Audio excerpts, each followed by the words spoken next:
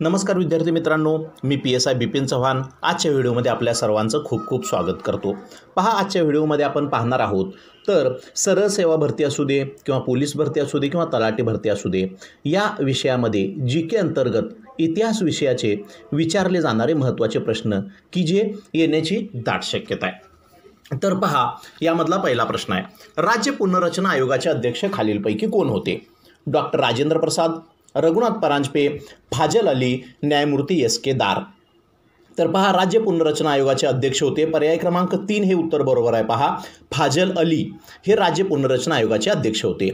29 डिसेंबर 1953 रोजी राज्य पुनर्रचना आयोगाची स्थापना भारत सरकारने केली।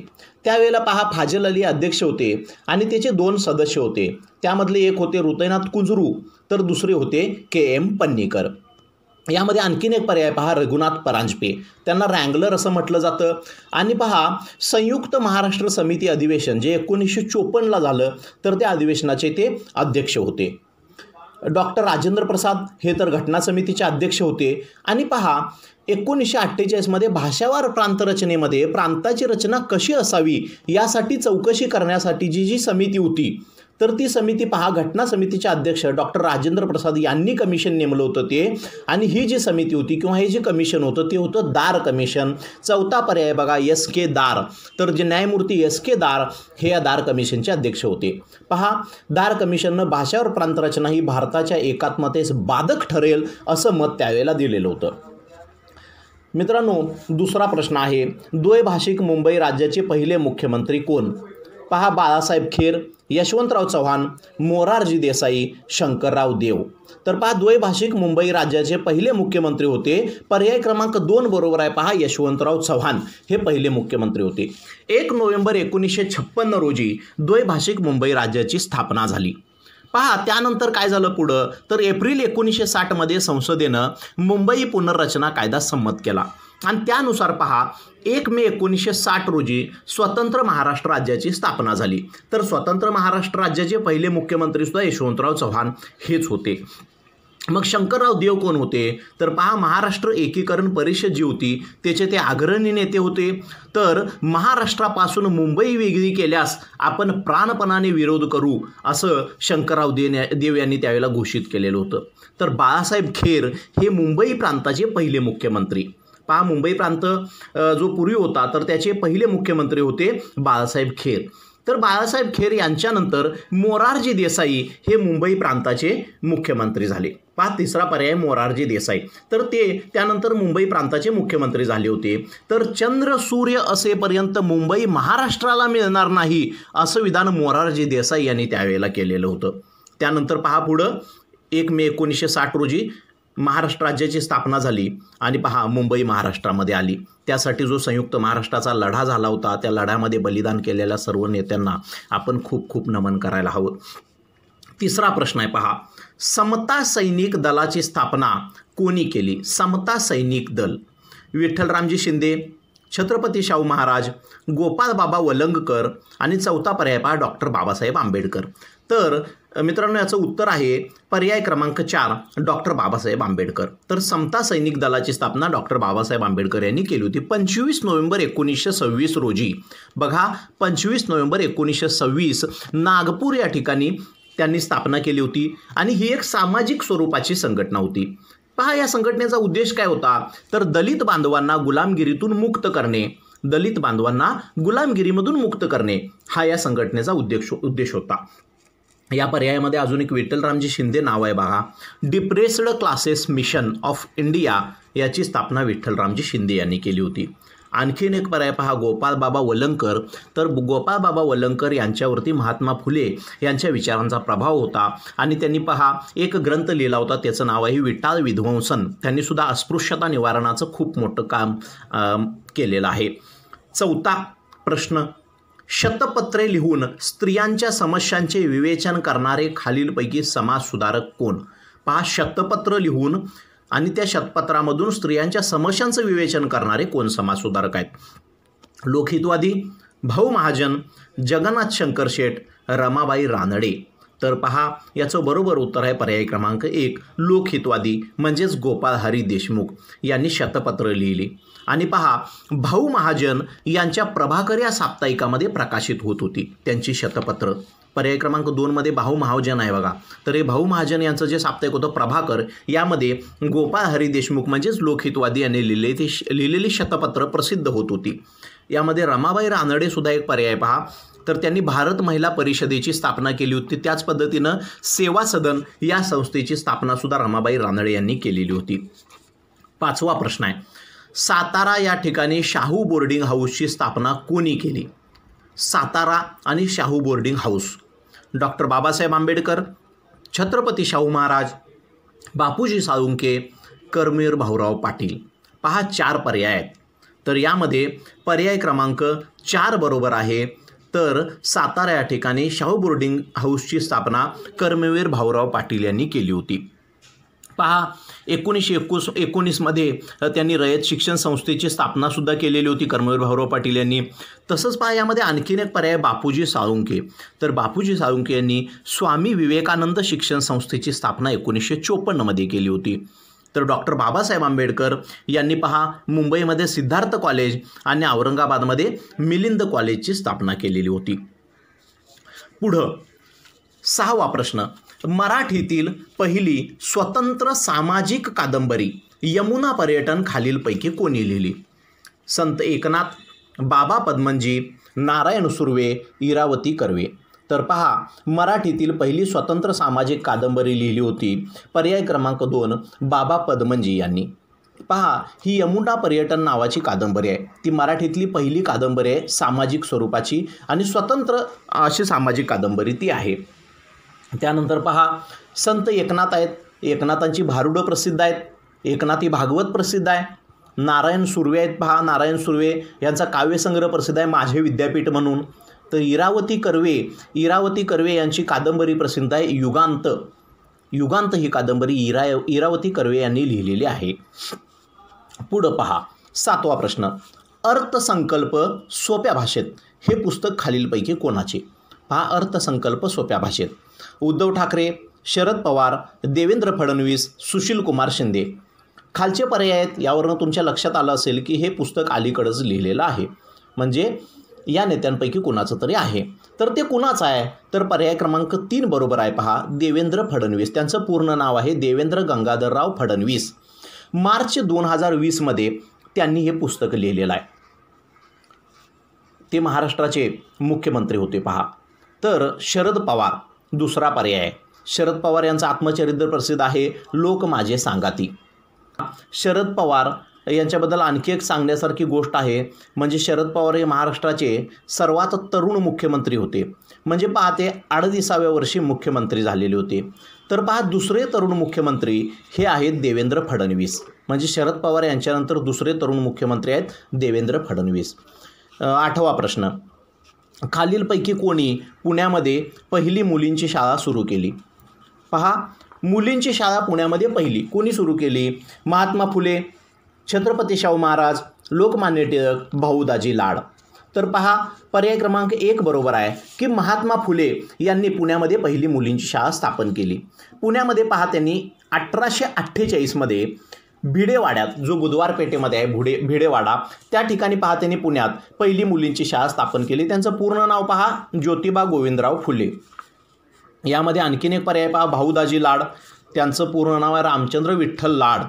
तर पहा भाऊदाजी लाड यांना धन्वंतरी या नावानं संबोधलं जातं. तर असं का संबोधलं जातं? कारण पहा डॉक्टर भाऊदाजी लाड यांनी कुष्ठरोगाचे गुणकारी औषध त्यावेळेला शोधलं होतं, म्हणून त्यांना धन्वंतरी असं संबोधलं जातं. ही गोष्ट सुद्धा लक्षात ठेवण्यासारखी आहे. 9वा प्रश्न, शेक्सपियरच्या हॅम्लेटचे मराठी भाषांतर विकार विलसित या नावाने कोणी केले? पहा 9वा प्रश्न कसा आहे, शेक्सपियरच्या हॅम्लेटचे मराठी भाषांतर विकार विलसित या नावाने कोणी केले? पर्याय पहा काय आहेत, लोकहितवादी, गोपाळ गणेश आगरकर, रा गो भांडारकर, बेहरामजी मलबारी. तर पहा याचं बरोबर उत्तर आहे पर्याय क्रमांक 2 गोपाळ गणेश आगरकर, गो गा आगरकर यांनी पहा शेक्सपियरचं जे हॅमलेट आहे तर ते हॅमलेटचं मराठी भाषांतर केलं होतं विकार विलसित म्हणून. तसंच पहा गोपाळ गणेश आगरकर यांचं डोंगरीच्या तुरुंगातील 101 दिवस, गुलामगिरीचे शस्त्र हे त्यांचे ग्रंथ प्रसिद्ध आहेत. त्याच पद्धतीने पहा त्यांना बुद्धिप्रामाण्यवादाचं जनक असं सुद्धा म्हटलं जातं. तसंच केसरी या वृत्तपत्राचे ते पहिले संपादक होते. पुढं 10वा प्रश्न, कोल्हापुरात सत्यशोधक समाजाची स्थापना कोणी केली? पहा सत्यशोधक समाजाची स्थापना पण ती कोल्हापुरात कोणी केली? भास्करराव जाधव, छत्रपती शाहू महाराज, महात्मा फुले, सदाशिवराव बेनाडीकर. तर पहा कोल्हापुरामध्ये सत्यशोधक समाजाची स्थापना केली होती छत्रपती शाहू महाराज यांनी. पर्याय क्रमांक 2 बरोबर आहे. पहा शाहू महाराज. तर शाहू महाराजांनी 11 जानेवारी 1911 रोजी सत्यशोधक समाजाची शाखा कोल्हापूरमध्ये स्थापन केली. पहा भास्करराव जाधव हे सत्यशोधक समाज कोल्हापूरचे प्रमुख होते. तर सदाशिवराव बेनाडीकर हे पहिले मराठा छात्र जगद्गुरू होते. पहा शाहू महाराजांनी 1920 कोल्हापुरातलं शंकराचार्यांचं पीठ रद्द केलेलं होतं. तर हे शंकराचार्यांचं पीठ रद्द करून त्यांनी क्षात्र जगद्गुरूचं पीठ निर्माण केलं आणि पहिले मराठा क्षात्र जगद्गुरू म्हणून सदाशिवराव बेनाडीकर यांची नियुक्ती केली होती. 11वा प्रश्न, पोलादी पुरुष म्हणून कोणास ओळखले जाते? पोलादी पुरुष लाला लजपतराय, लोकमान्य टिळक, टिपू सुलतान, सरदार वल्लभभाई पटेल. पहा पर्याय क्रमांक 4 बरोबर आहे. सरदार वल्लभभाई पटेल यांना पोलाद पुरुष किंवा भारताचे बिस्मार्क म्हणून सुद्धा ओळखतात. कारण पहा भारतीय संघराज्य जे तयार झालं हे संघराज्य एकत्रीकरण करण्यामध्ये त्यांचा खूप मोलाचा वाटा आहे. भारतामध्ये जी वेगवेगळी संस्थानं होती ती संस्थानं भारतामध्ये विलीन करून घेण्याचं काम त्यांनी केलं आणि भारताला संघराज्य बनवलं म्हणून त्यांना भारताचं बिस्मार्क असं सुद्धा म्हटलं जातं. यामध्ये आणखीन एक पर्याय पहा, टिपू सुलतान त्याला म्हैसूरचा वाघ म्हणतात. तर लाला लजपतराय यांना पंजाब केसरी असं संबोधलं जातं. 12वा प्रश्न, जगदंब कुष्ठ निवासाची स्थापना कोणी केली? जगदंब कुष्ठ निवास पंजाबराव देशमुख, शिवाजीराव पटवर्धन, बाबा आमटे आणि जगदंब सावरकर. तर पहा जगदंब कुष्ठ निवासाची स्थापना केली होती शिवाजीराव पटवर्धन यांनी. तर बाबा आमटे पहा बाबा आमटे यांनी आनंदवन चंद्रपूरमध्ये, नागपूरमध्ये अशोकवन, हेमलकसा या ठिकाणी, नागेपल्ली या ठिकाणी पहा बाबा आमटे यांनी कुष्ठरोग्यांसाठी खूप मोठं काम केलेलं आहे. पुढचा प्रश्न आहे पहा 13वा प्रश्न, तिसऱ्या पानिपत युद्धात कोणत्या सत्तेचा पराभव झाला? मुघलांचा, मराठ्यांचा, अहमद शाह अब्दालीचा, लोधीचा. तर पहा 13व्या प्रश्नाचं बरोबर उत्तर आहे पर्याय क्रमांक 2 मराठ्यांचा. तिसऱ्या पानिपतच्या युद्धामध्ये मराठ्यांचा पराभव झाला. पहा पहिलं जे पानिपतचं युद्ध झालं ते झालं होतं 1526 त्यामध्ये बाबरानं जो इब्राहिम लोधी होता लोधी त्याचा पराभव केला होता. पुढं दुसरं जे पानिपतचं युद्ध झालं ते झालं 1556 त्यामध्ये अकबरानं हेमू राजाचा पराभव केला होता. तर पहा तिसरं जे पानिपतचं युद्ध झालं ते झालं होतं 1761 आणि या युद्धामध्ये पहा अहमद शाह अब्दालीनं मराठ्यांचं पानिपत केलं होतं. पुढचा प्रश्न 14वा, कोणत्या लढाईने भारतात इंग्रजी सत्तेचा पाया घातला? पहा महत्त्वपूर्ण प्रश्न आहे. कोणत्या लढाईने भारतामध्ये इंग्रजी सत्तेचा पाया घातला? 1857च्या लढाईने, बक्सारच्या लढाईने, प्लासीच्या लढाईने, म्हैसूरच्या लढाईने. तर पहा बरोबर उत्तर आहे पर्याय क्रमांक 3 प्लासीची जी लढाई झाली 23 जून 1757 रोजी प्लासी या ठिकाणी जी लढाई झाली त्या लढाईनं भारतामध्ये इंग्रजी सत्तेचा पाया घातला. पहा त्यावेळेचा बंगालचा जो नवाब होता सिराजुद्दौला, तर त्या सिराजुद्दौलाने इंग्रजांच्यामध्ये युद्ध झालं आणि यामध्ये सिराजचा पराभव झाला आणि बंगाल हे इंग्रजांना मिळालं. त्यानंतर पहा याच लढाईतून पुढं 1764 बक्सारचं युद्ध उद्भवलं आणि बक्सारच्या युद्धामध्ये पहा इंग्रजी सत्तेचा पाया मजबूत झाला. तर 1799 पहा म्हैसूर या ठिकाणी श्रीरंगपट्टणमची लढाई झाली होती आणि श्रीरंगपट्टणमच्या लढाईमध्ये इंग्रज आणि टिपू सुलतान यांच्यामध्ये ही लढाई झाली होती आणि टिपू त्यामध्ये मारला गेला होता. तर पहा पुढं 15वा प्रश्न, भारतीय स्त्रियांच्या आरोग्यासाठी लेडी ढफरीन फंड कोणी सुरू केला होता? पहा भारतीय स्त्रियांचं आरोग्य त्यासाठी लेडी ढफरीन फंड भारतामध्ये कोणी सुरू केला? लॉर्ड डफरीन यांनी, राणी व्हिक्टोरिया हिने, लॉर्ड डफरीन यांच्या पत्नीने, यापैकी नाही. तर पहा याचा पर्याय क्रमांक बरोबर आहे, पर्याय क्रमांक 3 लॉर्ड डफरीन यांच्या पत्नीने. भारतीय स्त्रियांच्या आरोग्यासाठी लॉर्ड डफरीन यांच्या पत्नीनं पहा भारतामध्ये डफरीन फंड सुरू केला होता. डफरीन हे 1884 ते 1888 या कालावधीमध्ये भारताचे व्हाईसरॉय होते आणि त्यांच्या कालावधीत पहा 28 डिसेंबर 1885 रोजी राष्ट्रीय काँग्रेसची स्थापना सुद्धा झालेली होती. हे सुद्धा विचारण्यासारखा प्रश्न आहे. पुढं 16वा प्रश्न पहा, भारतातील पहिले इंग्रजी वृत्तपत्र कोणते? भारतातलं पहिलं इंग्रजी वृत्तपत्र the British journal, times of India, Indian economics, the Bengal gadget. तर पहा भारतातलं पहिलं इंग्रजी वृत्तपत्र आहे, पर्याय क्रमांक 4 बरोबर आहे, the Bengal gazette. James August Hicky या आयरिश व्यक्तीनं पहा 1870 मध्ये द बेंगॉल गॅझेट ही इंग्रजी वृत्तपत्र सुरू केलं होतं. पुढं 17वा प्रश्न, भारतीय अर्थशास्त्राचे जनक असे कोणाला संबोधले जाते? कोण आहेत भारतीय अर्थशास्त्राचे जनक? न्यायमूर्ती रानडे, बाबासाहेब आंबेडकर, दादाभाई नौरोजी, फिरोजशाह मेहता. तर पहा भारतीय अर्थशास्त्राचे जनक असं दादाभाई नौरोजी यांना संबोधलं जातं. भारतातील आर्थिक सुधारणाशी संबंधित जे काही वेल्बी कमिशन इंग्रजांनी नेमलं होतं त्या वेल्बी कमिशनचे सुद्धा दादाभाई नौरोजी सदस्य होते. तर पहा poverty and un British rule in India या ग्रंथामध्ये त्यांनी लुटीचा सिद्धांत मांडला होता आणि त्यामध्ये त्यांनी सांगितलं की इंग्रज भारताची कशा पद्धतीनं आर्थिक लूट करत आहेत. पुढं 18वा प्रश्न, जहालांचे नेते असे कोणास म्हटले जाते? पहा जहालांचे नेते लोकमान्य टिळक, दादाभाई नौरोजी, गोपाळकृष्ण गोखले, आचार्य कृपलानी.